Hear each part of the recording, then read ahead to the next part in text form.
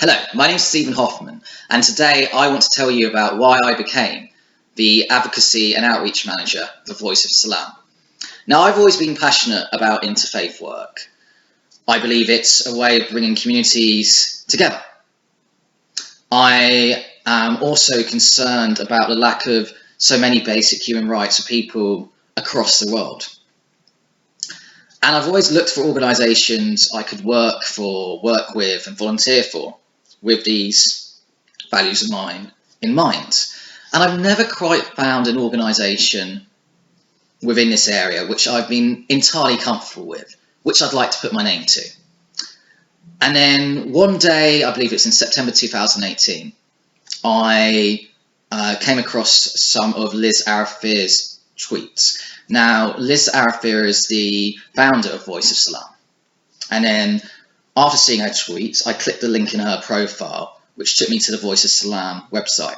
And I was amazed in a positive sense about the incredible amount of topics on show in the blogs. Everything from the Algerian Civil War to female genital mutilation to the horrible hatreds of anti-Semitism and Islamophobia to more light-hearted topics around the importance, of music. And I thought, okay, this is an organisation I can get on board with. This is an organisation I can write for. This is an organisation with its values of inclusivity, with tolerance and openness, and a staunch opposition to all forms of prejudice and hate. I would be proud to put my name to. So I got in touch with Liz. I said I'd like to do a blog on the importance of interfaith work. And Liz got back to me straight away and agreed. So in October, I was busy beavering away preparing this blog. And then I looked on Twitter and I saw a lot of my Jewish friends on Twitter writing about an awful event. I opened up one of the links on the Jewish News website and my heart sunk. A number of Jews had been murdered at Pittsburgh Tree of Life Synagogue simply for being Jews. It was like a punch in the gut to me. People murdered just for being Jewish by a far-right American extremist.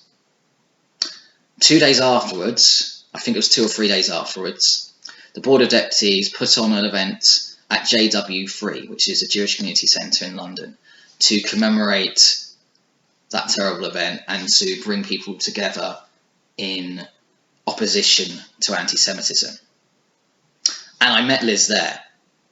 And it was really important to us from that moment to fight anti-Semitism and Islamophobia.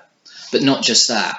We both had the values of we might not share each other's views, but it's always better to talk. It's always better to listen. And we wanted to ensure that more people, the vast majority of people who are not fundamentalist zealots, are given a voice to talk and write in this incredibly fractured world. So I thought, okay, let's get much more involved.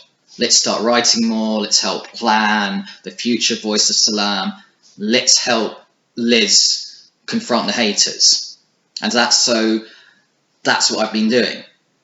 And it's really important because it's very easy to just walk on by when you see so much anti-Semitism, Islamophobia, misogyny, homophobia, transphobia, you name it.